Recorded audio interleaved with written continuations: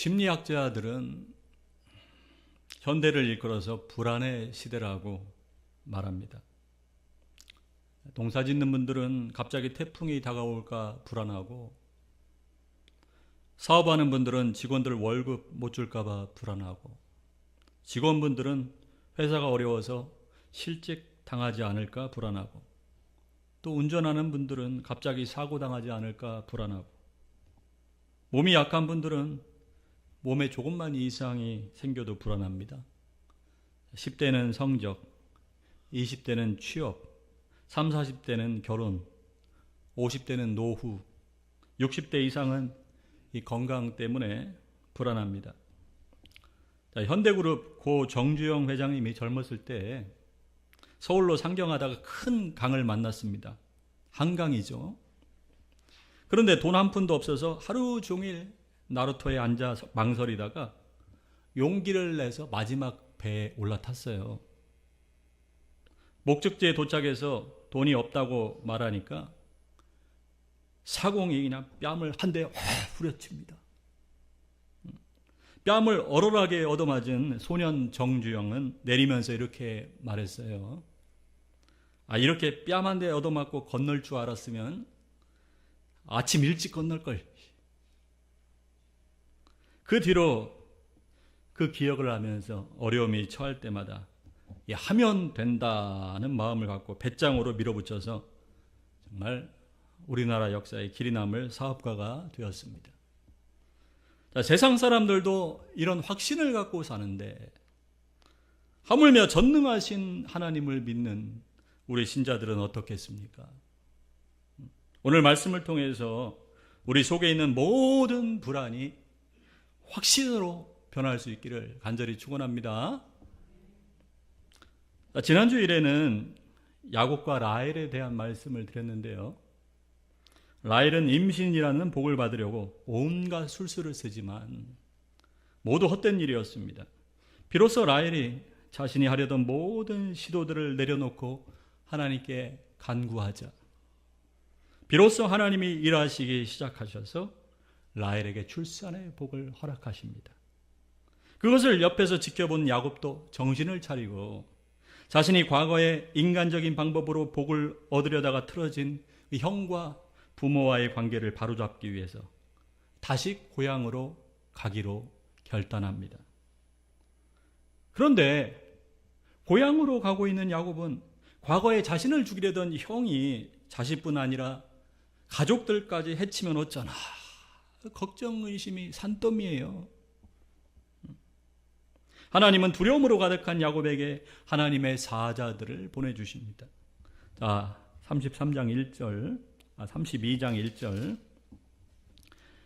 야곱이 길을 가는데 하나님의 사자들이 그를 만난지라. 야곱이 그들을 볼 때 이르기를 이는 하나님의 군대라 하고 그 땅 이름을 마하나임이라 하였더라. 자, 왜 하나님의 사자들이 야곱에게 찾아온 것일까요? 걱정하지 말라는 거죠. 하나님의 사자들이 너를 지키려고 너보다 앞서가니까 두려워하지 말라는 겁니다. 홀로 도망가는 것처럼 보이던 야곱의 길 위에 사실은 보이지 않는 하나님의 군대가 동행하고 있었던 겁니다. 그 사방이 가로막힌 위기 가운데서도 하나님은 이미 내 곁에 진을 치고 계십니다. 믿음의 눈을 들어서 나를 둘러싼 그 하나님의 군대를 볼 수 있기를 축원합니다. 자, 이제 하나님의 사자들을 만난 야곱이 두려움이 다 없어졌겠죠? 아닙니다. 야곱은 자신과 동행하는 그 하나님의 사자들을 보고도 여전히 두려움이 가득합니다. 자, 그래서 3절을 보세요. 야곱이 세일 땅 에돔들에 있는 형 에사에게로 자기보다 앞서 사자들을 보내며, 자, 이미 자신을 지키려고 자기보다 앞서 하나님의 사자들이 갔는데도 불구하고 자신의 종들을 사자들로 세워서 자기보다 앞서 그 형에게 사자로 보내는 겁니다. 너희는 나의 형님 에서에게 가서 이렇게 전해라. 주의 종 야곱이 이렇게 아뢰입니다. 저는 그동안 라반에게 몸부쳐 살며 최근까지도 거기 머물러 있었습니다. 저에게 소와 나귀, 양떼와 염소떼, 종들이 있으니 형님께서 저를 너그럽게 봐주십시오. 자, 이렇게 지시합니다. 혹시 자신이 가진 재물로 형의 마음이 누그러지지 않을까 하는 계산이죠. 하나님에 대한 확신이 없으니까 혹시나 내가 가진 재물을 이용하면 되지 않을까 하고 인간적인 꾀와 수단을 동원하는 겁니다. 그런데 형에게 보냈던 사자들이 돌아와서는 지금 형 에서가 400명의 군사를 이끌고 자신에게 오고 있다고 보고하는 말을 듣고 야곱이 심히 두려워합니다. 자, 7절. 야곱이 심히 두렵고 답답하여. 야곱이 왜 이렇게 심히 두려워하고 있을까요? 이유가 뭘까요? 확신이 없기 때문입니다. 확신이. 하나님이 함께 하신다는 확신이 없기 때문에 두려울 수밖에 없는 거예요. 지금은 아무리 평안하다 해도 언제 위기와 사고를 당할지 모르는 불안한 세상입니다. 지금 아무리 건강하다 해도 언제 작은 바이러스 하나에 쓰러질지 모르는 연약한 인간입니다. 지금은 아무리 가진 것이 많다 해도 언제 다 내려놓고 가야 할지 모르는 불확실한 인생입니다. 하나님이 함께 하신다는 확신이 없으면 뭘 해도 항상 불안하고 두려운 거죠. 자, 야곱은 하나님이 함께 하신다는 확신이 없으니까 하나님이 아닌 다른 방편들을 찾습니다. 자, 7절. 야곱이 심히 두렵고 답답하여 자기와 함께한 동행자와 양과 소와 낙타를 두 떼로 나누고 이르되 에서가 와서 한 떼를 치면 남은 한 떼는 피하리라 하고. 자, 자기 일행과 가축들을 두 패로 나뉘어서 혹시나 에서가 와서 한 패를 치면 나머지 한 패라도 피하게 해서 건지려는 속셈이죠. 자, 그러면서 한편으로는 자신이 죽을 위기에 처하니까 어떻게 해요? 하나님께 기도합니다. 자, 9절. 야곱이 또 이르되 내 조부 아브라함의 하나님, 내 아버지 이삭의 하나님 여호와여, 주께서 전에 내게 명하시기를 네 고향 네 족속에게로 돌아가라. 내가 너에게 은혜를 베풀리라 하셨나이다. 나는 주께서 주의 종에게 베푸신 모든 은총과 모든 진실하심을 조금도 감당할 수 없사오나 내가 내 지팡이만 가지고 이 요단을 건넜더니 지금은 두 때나 이루었나이다. 내가 주께 간구하오니 내 형의 손에서 에서의 손에서 나를 건져내시옵소서. 내가 그를 두려워하면 그가 와서 나와 내 처자들을 칠까 겁이 나기 때문이니이다. 주께서 말씀하시기를 내가 반드시 내게 은혜를 베풀어 내 시로 바다에 셀 수 없는 모래와 같이 많게 하리라 하셨나이다. 자, 어떻게 보면 지금 야곱이 하나님 앞에 납작 엎드려서 하나님만 의지하는 것 같습니다. 전에 하나님께서 고향 친족에게로 돌아가면 은혜를 베푸시겠다고 약속하신 것처럼 이제 고향으로 돌아가는 자신에게 은혜를 베푸셔서 지켜달라는 것이죠. 근데 한번 생각해 보세요. 지금 야곱의 모습이 너무 뻔뻔하지 않습니까? 5절을 보세요. 내게 소와 나귀와 양떼와 노비가 있으므로 사람을 보내어 내 주께 알리고 내 주께 은혜 받기를 원하나이다. 야곱은 하나님의 은혜를 구하기 전에 이미 자신이 가진 많은 가축들을 이용해서 자기보다 앞서 사자들을 보내면서 형 에서에게 은혜를 구했습니다. 그러니 지금 야곱은 하나님의 은혜를 구하는 동시에 다른 모든 수단들을 동원하고 있는 거죠. 하나님과 자신이 가진 재물 사이에서 양다리를 걸치고 있는 겁니다. 혹시 하나님이 자기 기도를 안 들어주시면 이 재물들을 이용해서 위기를 모면하겠다는 속셈이죠. 자, 이 다음 야곱의 행동을 보면 이걸 확실히 알 수가 있습니다. 자, 13절. 야곱이 거기서 밤을 지내고 그 소유 중에서 형 에서를 위하여 예물을 택하니, 형 에서에게 줄 선물을 따로 골라냈는데 염소가 220마리, 양이 220마리, 낙타가 30마리와 새끼들, 소 50마리, 나귀 30마리. 어마어마한 거죠. 이 당시에 한 나라의 왕에게 보는 예물보다 더 많은 가축들이었습니다.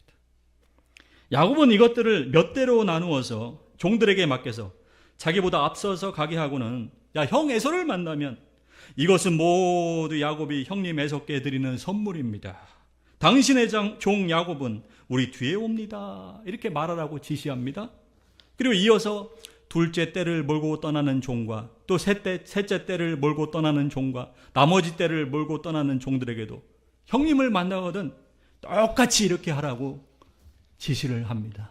점점 마음을 누그러뜨리라는 거죠. 자, 20절 이렇게 말합니다. 자, 20절 시작. 또 너희는 말하기를 주의 종 야곱이 우리 뒤에 있다 하라 하니 이는 야곱이 말하기를 내가 내 앞에 보내는 예물로 형의 감정을 푼후에 대면하면 형이 혹시 나를 받아주리라 함이었더라. 형이 혹시 나를 받아주리라. 혹시 이 선물을 받고 나를 용서해 주지 않을까 하는 거예요. 자, 하나님이 함께 하신다는 확신이 없으니까 혹시나 하고 인간적인 꾀와 수단을 동원하는 거죠. 자, 혹시 형 마음이 누그러지지 않을까 해서 자기보다 앞서 사자들을 보내고 혹시 자기 재산을 다 잃을까 봐 둘로 나누고 혹시 하나님이 기도를 들어줄까 해서 간절히 기도하는 동시에 또 혹시나 재물을 이용하면 형의 마음이 풀리지 않을까 하면서 자기보다 앞서 재물을 보내는 거예요. 자, 어떤 분들은 이 야곱의 행동을 지지하면서 이렇게 말할 거예요. 자, 야곱처럼 하나님께 간절히 기도하면서 동시에 내가 할 수 있는 모든 걸 다 해야 하지 않느냐? 그렇습니까? 안 그렇습니까? 자, 물론 하나님께 기도하면서 내가 할 수 있는 최선을 다해야죠. 내가 할 수 있는 일도 하지 않으면서 기도만 하는 것은 그만큼 간절함도 진실함도 없다는 증거입니다.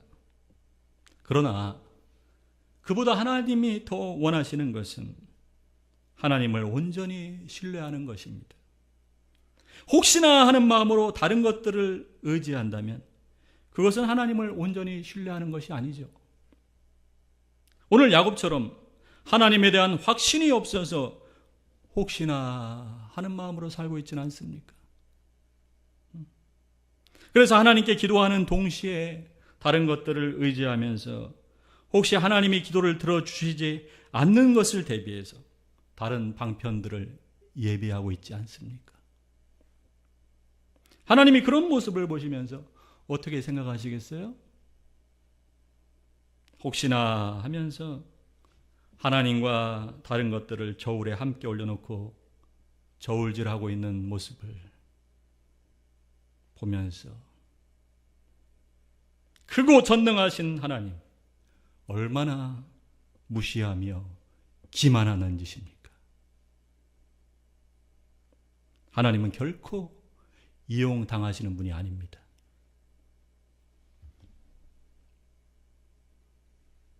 이처럼 하나님을 믿는다고 하면서도 혹시나 하며 확신이 없이 산다면 자기 스스로 세상 걱정, 근심과 두려움을 다 짊어지고 사는 겁니다. 자, 그러면 어떻게 해야 이 혹시나가 확신으로 변할 수가 있을까요? 하나님과 1대1로 독대해야 합니다. 그런데 우리가 나중에 깨닫고 보면 하나님은 이미 수없이 나와 1대1로 독대하길 원하셨고 나를 변화시켜 주시고 나에게 진정한 복을 주시길 원하셨다는 것을 알 수가 있습니다. 그런데 그런 좋으신 하나님을 내가 수없이 거부해 온 것이죠. 자, 오늘 야곱은 인생의 위기 앞에서 비로소 하나님과 1대1로 독대하게 됩니다. 자, 22절. 밤에 일어나 두 아내와 두 여종과 11아들을 인도하여 야복 나루를 건널세. 그들을 인도하여 시내를 건너가게 하며 그의 소유도 건너가게 하고 야곱은 홀로 남았더니. 자, 가족과 모든 소유를 먼저 강 건너 보내고 홀로 남은 야곱은 인생의 결정적인 위기 앞에서 비로소 자신이 가진 재물도 가족도 자신의 꾀도 다 소용없다는 걸 깨달았습니다. 비로소 자신이 얼마나 무능하고 연약한 존재인지 깨달았습니다. 광야같이 아무것도 의지할 것이 없는 그때가 바로 하나님을 1대1로 만날 수 있는 때입니다. 하나님은 나 혼자 남은 것 같은 그때 내가 하나님 앞에 단독자로 서길 원하십니다. 자, 24절. 야곱은 홀로 남았더니 어떤 사람이 날이 새도록 야곱과 씨름하다가 자기가 야곱을 이기지 못함을 보고 그가 야곱의 허벅지 관절을 치매 야곱의 허벅지 관절이 그 사람과 씨름할 때 어긋났더라. 자, 여기 나오는 어떤 사람은 뒤에 나오는 야곱의 고백을 들으면 하나님이 사람의 모습으로 나타난 것을 알 수가 있습니다. 자, 하나님이 쳐서 어긋나게 하신 이 허벅지 관절은 바로 고관절인데요. 자, 몸의 중심을 지탱하는 이 고관절이 어긋나면 전혀 힘을 쓸 수가 없습니다. 제대로 서 있을 수도 없죠. 이 고관절은 야곱이 하나님보다 더 의지해왔던 모든 것들, 곧 야곱의 교만을 의미합니다. 그동안 야곱이 하나님을 온전히 신뢰하지 못하고 혹시나 하는 마음으로 자기 생각과 자기 욕심이 앞섰던 근본 원인이 바로 그의 교만 때문이었습니다. 그러므로 하나님이 야곱의 고관절을 치시며 말씀하고자 하시는 것은 이거예요. 내가 떠나면 너는 끝이다. 그래도 여전히 너의 교만을 꺾지 않고 네가 의지해왔던 것들을 붙들고 있겠느냐. 야곱은 자신을 떠나려는 하나님을 붙들고 매달립니다. 자, 26절 같이 시작. 그가 이르되 날이 새려하니 나로 가게 하라. 야곱이 이르되 당신이 내게 축복하지 아니하면 가게 하지 아니하겠나이다. 당신이 내게 축복하지 아니하면 못 가시게 하겠습니다. 이제 당신만이 나를 축복하실 수 있다는 고백입니다. 당신만이 나의 힘이십니다. 당신만이 나의 전부입니다. 네 이름이 무엇이냐? 야곱입니다. 그래, 너는 지금까지 너 이름처럼 너의 꾀와 너의 힘으로 교만하게 살아왔지? 예, 맞습니다. 제가 바로 그 야곱입니다. 내 이름을 다시는 야곱이라 하지 않고 이스라엘이라 부를 것이라. 자, 28절 같이 시작. 그가 이르되 내 이름을 다시는 야곱이라 부를 것이 아니요 이스라엘이라 부를 것이니 이는 내가 하나님과 및 사람들과 겨루어 이겼음이니라. 자, 이스라엘은 하나님과 겨루어 이겼다는 뜻입니다. 자, 어떻게 사람이 하나님과 겨루어 이길 수가 있을까요? 부부 싸움과 하나님과의 싸움의 공통점은 지는 것이 이기는 것이라는 겁니다. 지금까지 야곱은 하나님을 온전히 신뢰하지 못하고 혹시나 하는 마음으로 다른 수단들을 동원하면서 늘 자기 힘으로 살아왔어요. 그렇게 자기 꾀와 자기 방법으로 교만하게 살면서 늘 하나님을 이겨먹었습니다. 그러면 행복할 줄 알았는데, 자기 꾀와 자기 마음대로 살면 행복할 줄 알았는데 오히려 인생이 너무 힘들고 괴로운 거예요. 그런데 고관절이 어긋나서 모든 힘이 빠진 후에야 비로소 하나님께 항복하게 된 것이죠. 그제서야 자신의 교만을 내려놓고 하나님만 의지하게 된 겁니다. 사랑하는 성도 여러분, 아직도 나의 교만이 살아있지는 않습니까?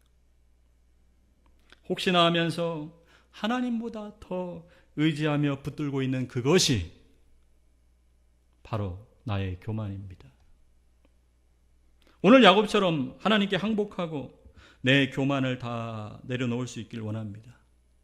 그제야 비로소 하나님이 주시는 놀라운 평안과 기쁨과 행복을 누릴 수 있게 됩니다. 자, 29절. 야곱이 청하여 이르되 당신의 이름을 알려주소서. 그 사람이 이르되 어찌하여 내 이름을 묻느냐 하고 거기서 야곱에게 축복한지라. 그러므로 야곱이 그곳 이름을 분이엘이라 하였으니 그가 이르기를 내가 하나님과 대면하여 보았으나 내 생명이 보존되었다 함이더라. 거룩하신 하나님을 만났는데도 자신이 멀쩡히 살아있는 거예요. 야곱은 하나님을 만난 후에야 비로소 자신이 얼마나 큰 죄인이었는지를 깨닫게 되었습니다.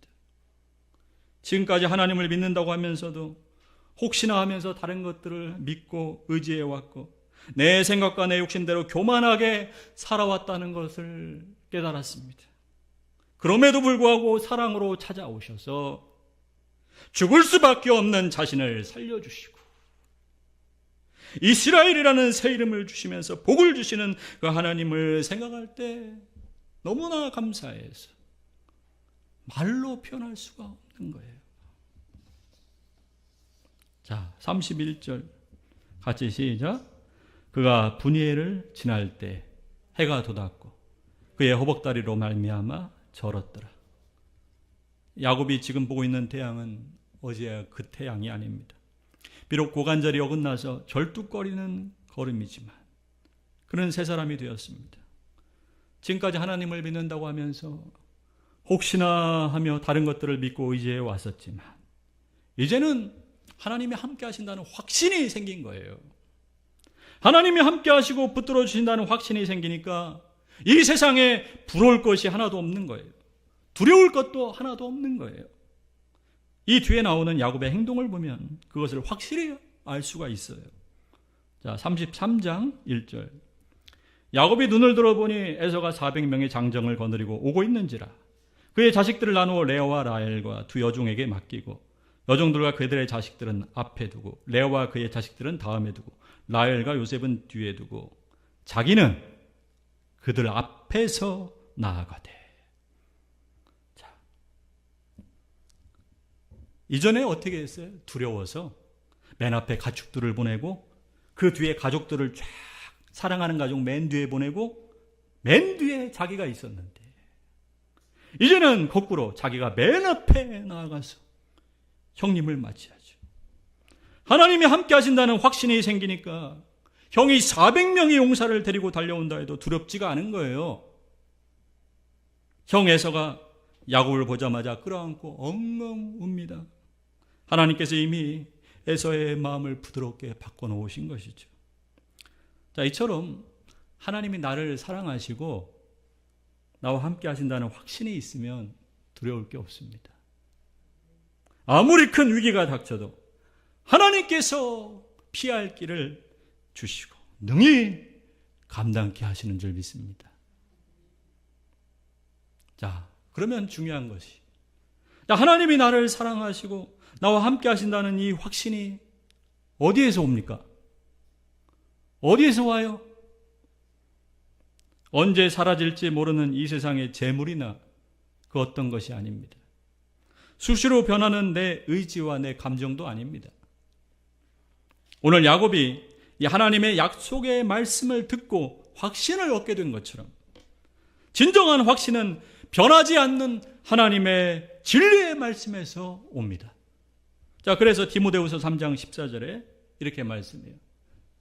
그러나 너는 배우고 확실한 일에 거하라. 다시 한번 같이 시작. 그러나 너는 배우고 확신한 일에 거하라. 아멘. 여기서 확신한 일은 하나님 말씀을 가리키는데 이 말씀 안에 거하라고 말씀하시죠. 거하라. 거한다는 것은 텐트를 치고 그 안에 함께 거하는 것, 함께 사는 걸 말합니다. 그 말씀과 함께 살라는 거죠. 자, 주일날만 와서 이렇게 말씀 듣지 말고 이 말씀, 들은 말씀을 기억하고 매일매일 이 말씀 붙들고 기도하고 또 매일매일 말씀을 보면서 묵상하면서 이 말씀과 함께 살라는 것이죠. 날마다 이 하나님 말씀을 가까이 하며 말씀 붙들고 살라는 겁니다. 자, 하나님을 믿는다면서도 그 세상 사람들처럼 불안 속에 사는 이유는 하나님 음성에 귀를 기울이지 않고 혹시나 하면서 다른 것들에 귀를 기울이기 때문입니다. 자, 한국교회 트렌드 2025 조사에 따르면 개신교 신자들은 지난 2주간 우울증 23%, 불안 22%, 중독 7%, 순으로 고통스러웠다고 응답했는데 예수 안 믿는 사람이나 거의 차이가 없어요. 이 수치가. 그럴 거면, 여러분 그럴 거면 뭐하러 이 자리에 남아 있습니까? 왜 이렇게 예수 믿는다는 사람들이 이렇게 정신적인 고통이 심각할까요? 왜 그래요? 여러 가지 이유가 있겠지만 무엇보다도 신경 쓰는 게 많기 때문이에요. 신경 쓰는 것이 많다 보니까 그만큼 스트레스도 많은 거죠. 어떻게 해야 될까요? 자, 간단한 해결책이 있어요. 하나님 말씀을 자신에게 적용해서 삶의 원칙을 세우면 돼요. 그러기 위해서는 먼저 하나님 말씀을 기준으로 해서 구분을 해야 됩니다. 자, 오늘 하나님 말씀을 듣고 내 삶 속에 있는 걸 구분을 하세요. 본질적인 것과 비본질적인 것, 중요한 것과 덜 중요한 것, 집중해야 할 것과 포기해야 할 것, 명확하게 구분한 후에 본질적인 것, 중요한 것, 집중할 것에 더 시간과 에너지를 쏟는 겁니다. 그러면 하루하루 삶이 보람도 생기고 자연히 스트레스가 줄어들게 됩니다. 여러분, 하찮은 일에 그렇게 신경 쓰고 스트레스 받고 그렇게 살지 마세요. 우리가 하나님 말씀을 붙들고 그 기준대로 살면 혹시나가 아니라 확신 가운데 사는 거예요. 하나님의 말씀은 혹시나가 없어요.